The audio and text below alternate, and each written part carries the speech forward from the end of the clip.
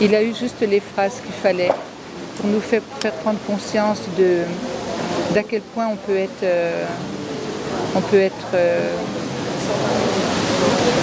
impuissant devant la souffrance, et puis aussi on n'a pas envie de la regarder, quoi. Ça fait peur, on ne sait pas quoi faire. Donc on ressort de ce spectacle-là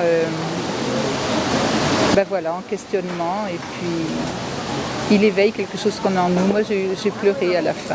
Ce qui nous a touché énormément, c'est d'abord la facilité de l'acteur à passer d'émotion à une autre émotion, et des émotions qui sont carrément paradoxales.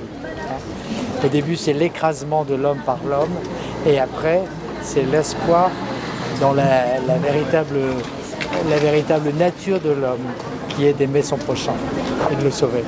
Elle veut être comédienne à tout prix, depuis toute petite. Elle s'appelle Bérénice. Et à quoi est-elle prête pour parvenir à réaliser son rêve? Qu'est-ce que même elle est prête à renier? Et elle arrive à ses fins, elle fait ce qu'il faut pour, elle se fâche avec sa famille, et malheureusement l'histoire la rattrape.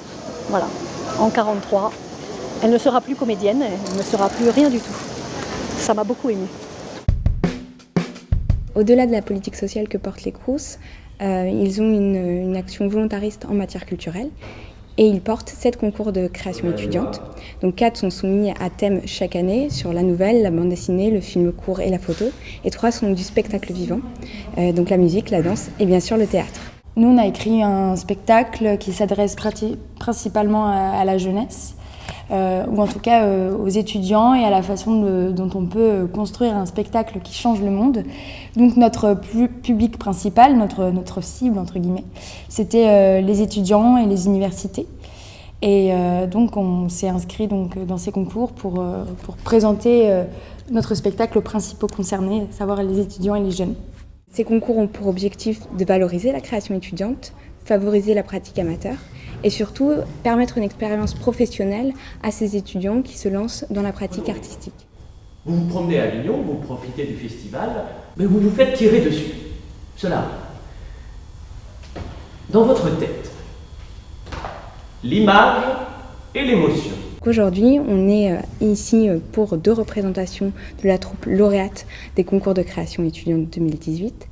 Et grâce au partenariat avec l'université, on permet à cette compagnie de faire 2 représentations gratuites au sein du Festival d'Avignon. Et donc de se dire qu'on est capable d'affronter l'avenir avec nos propres armes en fait, avec l'imagination, avec l'invention, avec le théâtre.